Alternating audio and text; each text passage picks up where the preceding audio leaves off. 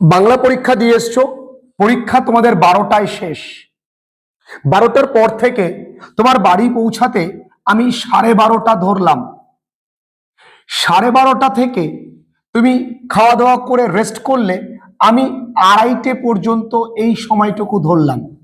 তাহলে 2:30 থেকে অর্থাৎ 2:30 থেকে তুমি যদি চেষ্টা করো যে 4টে পর্যন্ত পড়বে, এই যে 1.5 ঘন্টা, 1 ঘন্টা 30 মিনিট, এই যে 1 ঘন্টা 30 মিনিট তুমি হাতে সময় পেলে, এই সময়টায় তুমি কেবলমাত্র 3 কোশ্চেন্সের সমস্ত এসএ কিউ, সমস্ত বিটি কিউ পড়ে ফেলতে পারো। তোমাদের মধ্যে অনেকেই বলতে পারে, স্যার আমি তো 3 কোশ্চেন শুধু পড়িনি, আমি তো স্যার ডাউন দ্য র্যাবিট হোলও পড়েছি, ডাউন দ্য র্যাবিট হোলও পড়েছি, তার এসএ কিউ পড়েছি। তাহলে তুমি যেহেতু পড়ে রেখেছো, আমি মনে করি এই 1.5 ঘন্টা তোমার রিভিশনের জন্য যথেষ্ট।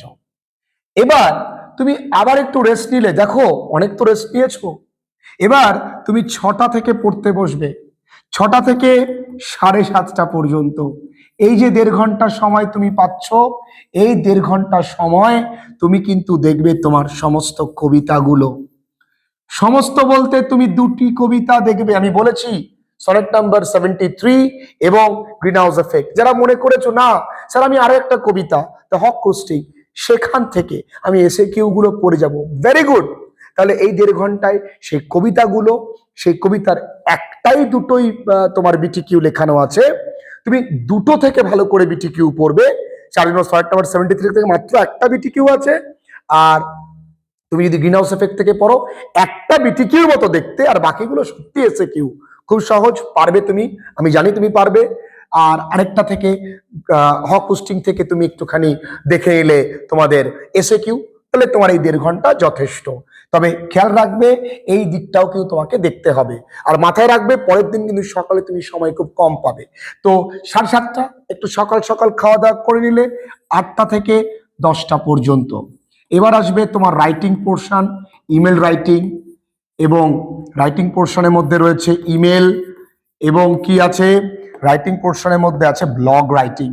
এই দুটো ভালো করে আগে ফরম্যাট এবং যে কটা লেখানো আছে আমাদের নোটস পিডিএফ এ, সেই কটা ভালো করে দেখতে হবে, তাহলেই ক্লিয়ার হয়ে গেল, কোনো চাপ নেই। তাহলে এই 2 ঘন্টা লাগবে না, এখানে দেখবে 1 ঘন্টা এটা হয়ে গেছে, 1 ঘন্টাও লাগছে না, তারপরে সময় আছে। এইবার let's come to grammar concept.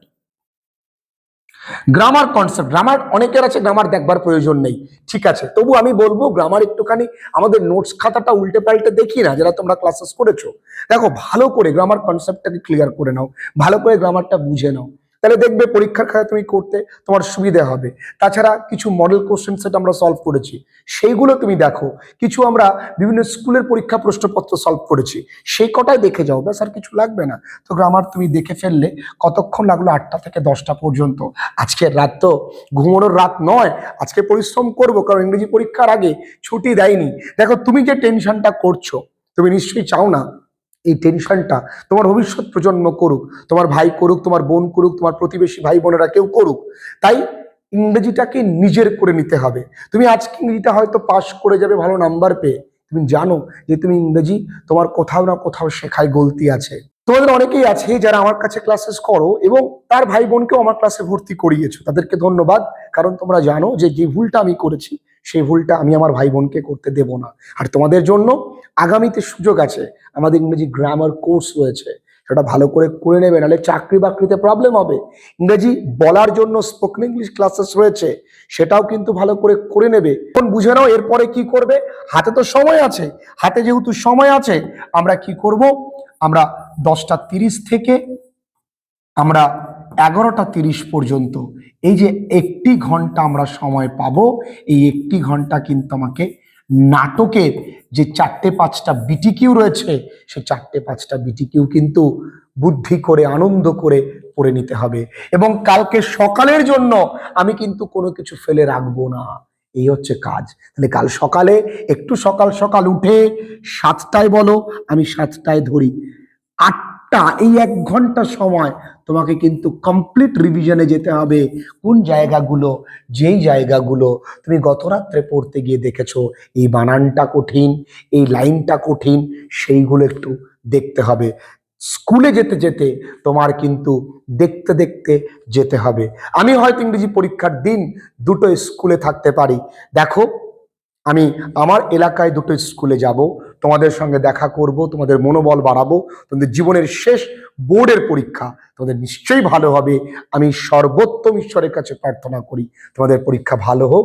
তোমরা এভাবে প্রস্তুতি নাও, কোনো প্রশ্ন ছেড়ে এসো না, বানান ভুল করো না, বেসিক গ্রামার মিস্টেক্স করো না, এবং যদি কোশ্চেন আনকমন আসে ছেড়ে এসো না। আমি বারবার বলেছি, কোশ্চেন ধরো একটা আনকমন এসছে, কিন্তু তোমার কিন্তু অনেক লাইন মুখস্থ আছে। স্যার যাতে বুঝতে না পারে, তুমি সেই কোশ্চেনটা প্রয়োজনে লিখে নেবে। যদি লাইন তুলে প্রশ্ন করে, সেই লাইনটা প্রয়োজনে লিখে নেবে, যেন স্যার বোঝে তুমি এই কোশ্চেনে অ্যান্সার লিখছো। তুমি সেটাকে সুন্দর করে আরো ডেকোরেটিভলি লিখবে। প্যাকেজিং ইজ মোর ইম্পর্টেন্ট, এটা মাথায় রেখো। নিশ্চয়ই পরীক্ষা খুব ভালো হবে, খুব ভালো হবে, আমি তোমাদেরকে কথা দিচ্ছি। ভালো থেকো।